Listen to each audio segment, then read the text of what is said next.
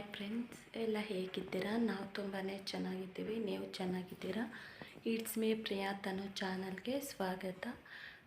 Friends, ಎಲ್ಲರಿಗೂ ಮಹಾಶಿವರಾತ್ರಿ ಹಬ್ಬದ ಹಾರ್ದಿಕ ಶುಭಾಶಯಗಳು. ಪರಮಶಿವ ನಿಮ್ಮೆಲ್ಲರ ಆರೋಗ್ಯ, ಐಶ್ವರ್ಯ, ನೆಮ್ಮದಿ ಎಲ್ಲ ನಿಮಗೆ ಕೊಡಲಿ. ಮತ್ತು ನೀವೇನೇ ಅಂದರೆ ನಿಮಗೇನೇ ಕೋರಿಕೆ ಇದ್ರೂ ಪರಮಶಿವ ನಿಮ್ಮ ಕೋರಿಕೆಗಳನ್ನು ಈಡೇರಿಸಬೇಕು ಅಂತ ನಾನು ಇಟ್ಸ್ ಮೀ ಪ್ರಿಯಾ ತನೋ ಚಾನಲ್ ಯೂಟ್ಯೂಬ್ ಚಾನಲ್ ಪರವಾಗಿ ಎಲ್ಲರಿಗೂ ನಾನು ದೇವರಲ್ಲೇ ಬೇಡ್ಕೊಳ್ತೇನೆ. ನಮ್ಮ ಸಬ್ಸ್ಕ್ರೈಬರ್ಸ್ನ ಮತ್ತು ವ್ಯೂವರ್ಸ್ನ ಎಲ್ಲರಿಗೂ ಅವ್ರನ್ನ ತುಂಬ ಚೆನ್ನಾಗಿ ದೇವರು ಇಟ್ಟಿರಬೇಕು ಅಂತ ನಾನು ಪರಮಶಿವನಲ್ಲಿ ಬೇಡ್ಕೊಳ್ತೇನೆ. ನೀವೆಲ್ಲರೂ ಯಾವಾಗಲೂ ಅಷ್ಟೇ ಖುಷಿಯಾಗಿ, ನೆಮ್ಮದಿಯಾಗಿ, ಸಂತೋಷವಾಗಿ ಮತ್ತು ನಿಮ್ಮ ಫ್ಯಾಮ್ಲಿ ಜೊತೆ ಎಲ್ಲರ ಜೊತೆನೂ ನೀವು ಚೆನ್ನಾಗಿರಬೇಕು ಅಂತ ನಾನು ಹಾರೈಸುತ್ತೇನೆ.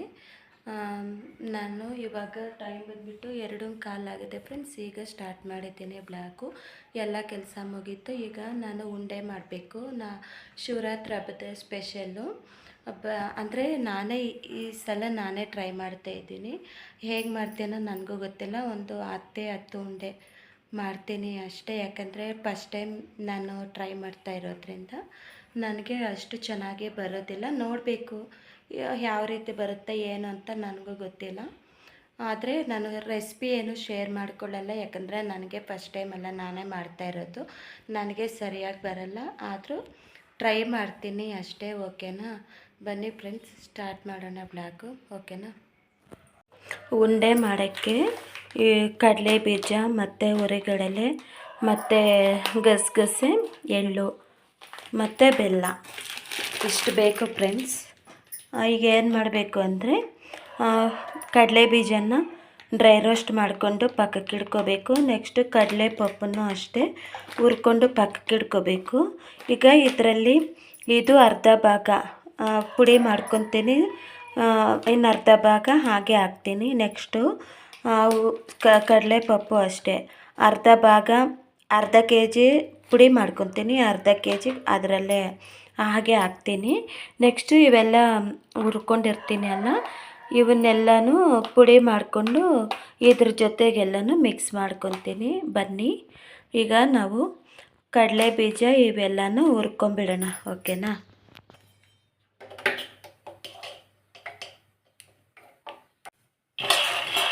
ಈಗ ಇವನ್ನ ಹುರ್ಕೊಂಬಿಡೋಣ.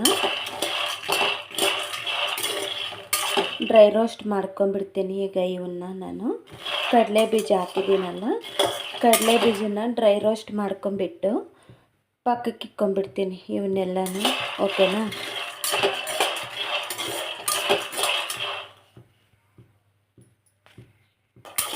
ಇವಾಗ ಇವನ್ನ ತೆಗೆದುಬಿಟ್ಟು ಒಂದು ಬೇರೆ ಇದಕ್ಕೆ ಹಾಕ್ಬಿಡ್ತೀನಿ, ಬಟ್ಲಿಗೆ ಹಾಕ್ಬಿಡ್ತೀನಿ. ಸಾಕು, ಅಷ್ಟು ಹುರ್ಕೊತೀನಿ. ಇನ್ನೂ ಇದ್ದಾವೆ, ಅಂದರೆ ನಾನು ಚಿಕ್ಕದಾಗಿ ಎಲ್ಲ ಟ್ರೈ ಮಾಡ್ತಾ ಇರೋದು. ಚೆನ್ನಾಗಿ ಬಂದರೆ ಮತ್ತೆ ಮಾಡ್ಕೋಬಹುದಲ್ವ, ಅದಕ್ಕೆ. ಈಗ ಕಡಲೆ ಪಪ್ಪು ಹಾಕಿದ್ದೀನಿ. ಇದನ್ನು ಸ್ವಲ್ಪ ಹುರ್ಕೊಂಬಿಡೋಣ. ಹುರ್ಕೊಂಬಿಟ್ಟು ಪುಡಿ ಮಾಡಿಕೊಂಡು ಇಟ್ಕೊಂಬಿಡೋಣ. ಮತ್ತು ಕಡಲೆ ಬೀಜ ಒಟ್ಟಿರುತ್ತಲ್ಲ, ಅದೆಲ್ಲ ಮೇಲೆ ಇರೋದೆಲ್ಲ ತೆಗೆದುಬಿಡೋಣ. ತೆಗೆದುಬಿಟ್ಟಾದಮೇಲೆ ಮತ್ತೆ ಪಾಕ ಮಾಡ್ಕೊಂಬಿಟ್ಟು ಉಂಡೆ ಕಟ್ಟೋದಷ್ಟೇ. ಶಿವರಾತ್ರಿ ಹಬ್ಬಕ್ಕೂ ಇದೇ ರೀತಿ ಮಾಡ್ತಾರೆ, ಏಕಾದಶಿ ಹಬ್ಬಕ್ಕೂ ಇದೇ ರೀತಿಯೇ ಮಾಡ್ತಾರೆ ಫ್ರೆಂಡ್ಸ್. ಅಂದರೆ ಹೆಸ್ರು ಬೇರೆ, ಹಬ್ಬ ಒಂದೇ ಮಾಡೋದು, ಒಂದೇ ಥರನೇ ಮಾಡೋದು ಅಷ್ಟೇ.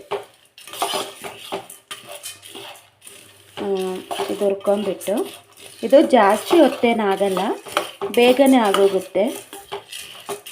ಬೇಗ ಹುರ್ಕೊಂಬಿಡ್ಬಹುದಲ್ವಾ. ಕಡಲೆ ಬೀಜಕ್ಕೆ ಸ್ವಲ್ಪ ಟೈಮ್ ತಗೊಳ್ಳೋದು, ಕಡಲೆ ಪಪ್ಪಿಗೆ ಅಷ್ಟೊಂದು ಟೈಮ್ ಬೇಕಾಗಿಲ್ಲ. ನೋಡಿ, ಹುರ್ಕೊಂಡು ಪಕ್ಕಕ್ಕೆ ಹಾಕ್ಕೊಂಬಿಟ್ಟಿದ್ದೀನಿ ಕಡಲೆ ಪಪ್ಪನ್ನ. ಇವಾಗ ಗಸಗಸೆ ಹುರ್ಕೊತೀನಿ ಸ್ವಲ್ಪ. ಗಸಗಸೆ ಆದಮೇಲೆ ಮತ್ತೆ ಎಳ್ಳು ಹುರ್ಕೊಳ್ತೀನಿ ಅಷ್ಟೇ. ಎಷ್ಟೊತ್ತು ಹುರಿಬೇಕು? ಆಗೋಯ್ತು. ಮತ್ತು ಎಳ್ಳು ಹಾಕ್ಕೊಂಡ್ಬಿಡ್ತೀನಿ ನನಗೆ,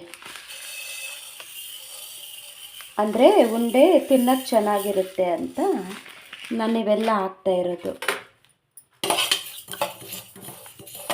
ಮತ್ತು ಎಳ್ಳನ್ನ ನಾವು ಇದಕ್ಕೆ ಸ್ಮೂತಿಗೆ ಬಯೋಟಿನ್ ಸ್ಮೂತಿ ಮಾಡ್ಕೊತೀವಲ್ಲ, ಅದಕ್ಕೆ ಹಾಕ್ಕೊಂಡ್ರೂ ತುಂಬ ಟೇಸ್ಟ್ ಮಾತ್ರ ಚೆನ್ನಾಗಿರುತ್ತೆ.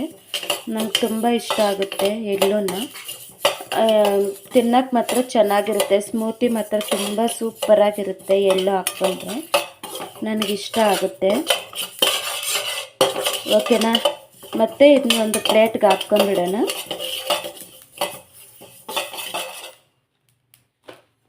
ಆಗೋಯ್ತು, ಪ್ಲೇಟ್ಗೆ ಹಾಕ್ಕೊಂಡ್ಬಿಡ್ತೀನಿ ಅಷ್ಟೇ. ಎಲ್ಲ ಹುರ್ಕೊಂಬಿಟ್ಟೆ. ಈಗ ಇವು ಕಡಲೆ ಬೀಜ ತಣ್ಣಕ್ಕಾಗಿದೆ, ಇದನ್ನು ಒಟ್ಟು ತೆಗೆದ್ಕೊಂಡ್ಬಿಡ್ತೀನಿ. ಆಮೇಲೆ ಸ್ಟಾರ್ಟ್ ಮಾಡ್ತೀನಿ ಬ್ಲಾಗ್. ಉಂಡೆ ಕಟ್ಬಿಡೋದು ಅಷ್ಟೇ ಫ್ರೆಂಡ್ಸ್. ನಾನು ರೆಡಿ ಆಗಿದೆ. ಇದು ಪಾಕ ಮಾಡ್ಕೊಂಡ್ಬಿಡ್ತೀನಿ ಇವಾಗ ನಾನು. ಓಕೆನಾ? ಬೆಲ್ಲ ಪುಡಿ ಮಾಡ್ಕೋಬೇಕು. ಪುಡಿ ಮಾಡಿಕೊಂಡು ಆಮೇಲಿಂದ ಪಾಕ ಮಾಡ್ಕೊತೀನಿ. ನನಗೂ ಗೊತ್ತಿಲ್ಲ ಹೇಗೆ ಬರುತ್ತೆ ಏನೋ, ಎಲ್ಲ ರೆಡಿ ಮಾಡ್ಕೊತಾ ಇದ್ದೀನಿ. ನೋಡೋಣ, ಆಗಲಿ. ನೋಡಿ ಫ್ರೆಂಡ್ಸ್, ಬೆಲ್ಲ ಇಟ್ಟಿದ್ದೀನಿ. ಇಷ್ಟೇ ನೀರು. ಈ ಗ್ಲಾಸಲ್ಲಿ ಸ್ವಲ್ಪನೇ, ಚಿಕ್ಕ ಗ್ಲಾಸ್ ಅಲ್ಲ, ಇದರಲ್ಲಿ ಸ್ವಲ್ಪನೇ ನೀರು ಹಾಕಿದ್ದೀನಿ. ನೋಡಿ, ಬೆಲ್ಲ ಕರಗ್ತಾ ಇದೆ.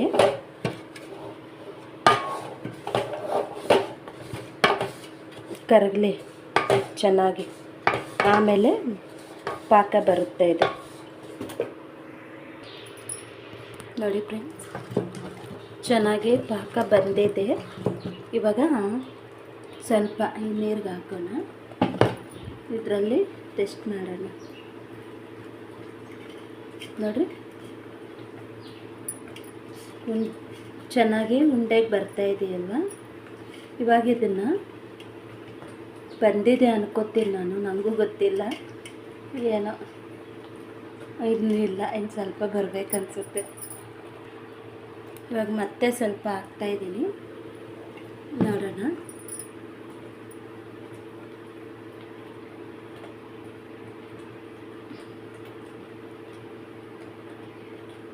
ಬಂತಲ್ವಾ? ಸಾಕು ಬಿಡಿ, ನೋಡೋಣ. ನನಗೆ ಬಂದಂಗೆ ನಾನು ಮಾಡ್ತೀನಿ. ಓಕೆನಾ? ಸ್ಟವ್ ಆಫ್ ಮಾಡಿಬಿಟ್ಟು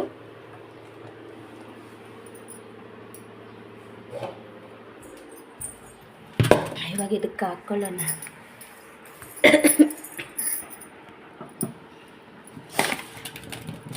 ಸ್ವಲ್ಪ ಸ್ವಲ್ಪನೇ ಹಾಕ್ಕೊಳ್ಳೋಣ ಇದಕ್ಕೆ.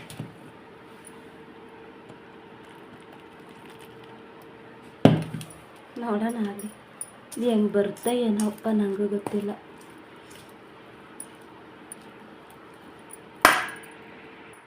ಫ್ರೆಂಡ್ಸ್, ಫೈನಲಿ ನಾನು ಉಂಡೆ ಮಾಡೋದು ಕಲ್ತ್ಕೊಂಡ್ಬಿಟ್ಟೆ ಫ್ರೆಂಡ್ಸ್. ನನಗೂ ಬಂದುಬಿಡ್ತು. ನನಗೆ ಎಷ್ಟು ಖುಷಿ ಆಗ್ತಾಯಿದೆ ಗೊತ್ತಾ? ನಾನೇ ಸ್ವಂತ ಮಾಡಿದ್ದಕ್ಕೆ ಯಾರ ಹೆಲ್ಪು ಇಲ್ದಿರ ನಾನೇ ಮಾಡ್ಕೊಂಡೆ ಅಲ್ವಾ. ನನಗೆ ತುಂಬಾ ಖುಷಿ ಆಯಿತು. ಇನ್ಮೇಲಿಂದ ನಾನೇ ಮಾಡ್ಕೊಂಡ್ಬಿಡ್ತೀನಿ ಉಂಡೆ ಮಾಡಬೇಕಂದ್ರೆ. ಇವೆಲ್ಲ ಆದಮೇಲೆ ಲಾಸ್ಟಲ್ಲಿ ತೋರಿಸ್ತೀನಿ ಫ್ರೆಂಡ್ಸ್ ಎಷ್ಟು ಮಾಡಿದ್ದೀನಿ ಅಂತ. ಓಕೆನಾ ಫ್ರೆಂಡ್ಸ್? ಫೈನಲಿ ನಾನು ಉಂಡೆ ರೆಡಿ ಮಾಡಿಬಿಟ್ಟೆ, ಬಂದುಬಿಡ್ತು. ಇಷ್ಟು ಮಾಡಿದ್ದೀನಿ ಫ್ರೆಂಡ್ಸ್. ಫಸ್ಟ್ ಟೈಮಲ್ಲ, ಸಾಕು. ನಮ್ಮ ಮನೆಯಲ್ಲೂ ಜಾಸ್ತಿ ಜನ ಏನೂ ತಿನ್ನೋದಿಲ್ಲ, ಇವು ನಮ್ಮೂರು ಜನನೇ ಇರೋದು. ನಾವು ಇಷ್ಟೊಂದು ತಿನ್ನಲ್ಲ, ಅದಕ್ಕೆ ಕಡಿಮೆನೇ ಮಾಡಿದ್ದೀನಿ. ಹಾಗೂ ಹಿಂಗೆ ಚೆನ್ನಾಗಿ ಬಂತು ಫ್ರೆಂಡ್ಸ್ ನನಗೆ ಉಂಡೆ ಮಾಡೋದು. ಓಕೆನಾ? ಮತ್ತೆ ಕಂಟಿನ್ಯೂ ಮಾಡ್ತೀನಿ ಬ್ಲಾಗ್. ಫ್ರೆಂಡ್ಸ್, ರೆಸಿಪಿ ಶೇರ್ ಮಾಡ್ಕೊಳ್ಳಲ್ಲ ಅಂತ ಹೇಳಿದೆ ಅಲ್ಲ ಸ್ಟಾರ್ಟಿಂಗಲ್ಲಿ, ಬಟ್ ನನಗೇನೋ ಗೊತ್ತಿಲ್ಲ, ರೆಸಿಪಿ ಶೇರ್ ಮಾಡಬೇಕು ಅನಿಸ್ತು, ಶೇರ್ ಮಾಡಿದೆ. ಬಟ್ ನಾನು ಆನೆಸ್ಟ್ ರಿವ್ಯೂ ಏನು ಕೊಡ್ತಿದ್ದೀನಿ ಗೊತ್ತಾ? ಆ ಉಂಡೆ ಟೇಸ್ಟ್ ಚೆನ್ನಾಗಿದೆ, ಬಟ್ ತಿನ್ನೋದಕ್ಕೆ ಸ್ವಲ್ಪ ನಾರು ಥರ ಬರುತ್ತೆ, ಸ್ವಲ್ಪ ಹಲ್ಲು ನೋವುತ್ತೆ, ತಿನ್ನೋಕ್ಕಾಗಲ್ಲ. ಅಗೆದು ಅಗೆದು ನಾವು ತಿನ್ನಬೇಕಲ್ವ, ಒಂಥರ ಅಗೆಯೋವಾಗ ಸ್ವಲ್ಪ ಏನೋ ಒಂಥರ ಚೆನ್ನಾಗಿಲ್ಲ ತಿನ್ನೋಕ್ಕೆ. ಟೇಸ್ಟ್ ಚೆನ್ನಾಗಿದೆ, ಬಟ್ ತಿನ್ನೋಕ್ಕಾಗ್ತಾಯಿಲ್ಲ ಅಷ್ಟೇ. ನನಗೂ ಬೇರೆ ಹುಳು ಅಲ್ಲೂ ಬಿದ್ದಿದೆಯಲ್ವಾ, ನನಗಿದ್ದಿದ್ದು ತಿನ್ನೋಕ್ಕಾಗ್ತಿಲ್ಲ ಆ ಉಂಡೆ. ಅಂದ್ಕೊಂಡೆ ಅಯ್ಯೋ ವೇಸ್ಟ್ ಮಾಡಿಬಿಟ್ಟೇನೋ ಅಂದ್ಕೊಂಡೆ ನಾನು. ಆದರೂ ಏನು ಮಾಡೋಕ್ಕಾಗಲ್ಲ, ಮಾಡಿಬಿಟ್ಟಿದ್ದೀವಲ್ಲ, ಏನೋ ಸರ್ಕಸ್ ಮಾಡಿ ತಿನ್ನಬೇಕು ಅಷ್ಟೇ. ಇದು ನನ್ನ ಜೆನ್ಯೂನ್ ರಿವ್ಯೂ ಕೊಡ್ತಾಯಿದ್ದೀನಿ ನಿಮಗೆ, ಓಕೆನಾ. ಈ ಕಡೆ ನಮ್ಮ ಹಸ್ಬೆಂಡು ದೇವ್ರ ಮನೆಯಲ್ಲಿ ಪೂಜೆ ಮಾಡ್ತಿದ್ದಾರೆ. ನಾನು ಉಪ್ಮಾ ಮತ್ತು ಕೋಸಂಬರಿ ರೆಡಿ ಮಾಡೋಷ್ಟರಲ್ಲಿ ಅವರೇ ಫ್ರೂಟ್ಸ್ ಎಲ್ಲ ಕಟ್ ಮಾಡಿಕೊಂಡು ಬಾಳೆ ಎಲೆ ತಂದಿದ್ವಲ್ಲ ಅವೆಲ್ಲ ದೇವ್ರ ಮನೇಲಿಟ್ಟು ಅದರಲ್ಲೆಲ್ಲ ಫ್ರೂಟ್ಸ್ ಇಟ್ಬಿಟ್ಟು ಎಲ್ಲ ರೆಡಿಯಾಗಿದ್ದರು. ನಾನು ಉಪ್ಮಾ ಮತ್ತು ಕೋಸಂಬರಿ ಎತ್ಕೊಂಡೋಗಿ ಕೊಟ್ಟೆ. ಅವನು ಅದರಲ್ಲೇ ಇಟ್ಟರು, ಮತ್ತು ನಾನು ರೆಡಿಯಾಗಿ ಬಂದೆ. ಅಷ್ಟೊತ್ತಿಗೆ ಪೂಜೆ ಮಾಡ್ತಾಯಿದ್ರು ಅವರು, ಓಕೆನಾ. ಅಂದರೆ ನಮ್ಮ ಮನೇಲಿ ಏನು ಗೊತ್ತಾ, ಗಂಡಸರೇ ಪೂಜೆ ಮಾಡೋದು, ಹೆಂಗಸ್ರು ಮಾಡೋದಿಲ್ಲ, ಲೇಡೀಸ್ ಮಾಡೋದಿಲ್ಲ, ಬಾಯ್ಸೇ ಮಾಡೋದು ನಮ್ಮ ಮನೆಯಲ್ಲಿ ಪೂಜೆ. ಅದೇನೋ ನಮ್ಮ ಅಜ್ಜಿ ಇದ್ದರು, ನಮ್ಮ ಹಸ್ಬೆಂಡವ್ರ ಅಜ್ಜಿ ಇದ್ದರು, ಅವ್ರು ಹೇಳಿದ್ದು, ಅಮ್ಮ ನಾವು ಪೂಜೆ ಮಾಡಲ್ಲ, ಮನೆಯಲ್ಲಿ ಯಾರು ಇರ್ತಾರೋ ಬಾಯ್ಸ್ ಅವರೇ ಪೂಜೆ ಮಾಡೋದು ಅಂದ್ರೆ. ಅದೇನು ಅಜ್ಜಿ ಹಂಗೆ ಅಂದರೆ, ಏನೋ ಅಪ್ಪ ನಾವು ಫಸ್ಟಿಂದನೂ ನಮಗೆ ಅದು ಸಂಪ್ರದಾಯ ಬಂದಿರೋದು ಅಂದರು. ಓಕೆ ಬಿಡು ಅಜ್ಜಿ, ನಮಗೆ ಅದರಲ್ಲಿ ಏನಿದೆ, ಯಾರು ಮಾಡಿದ್ರೆ ಏನು, ಪೂಜೆ ಮಾಡೋದು ಮುಖ್ಯ ಅಲ್ವಾ ಅಂದೆ ನಾನು.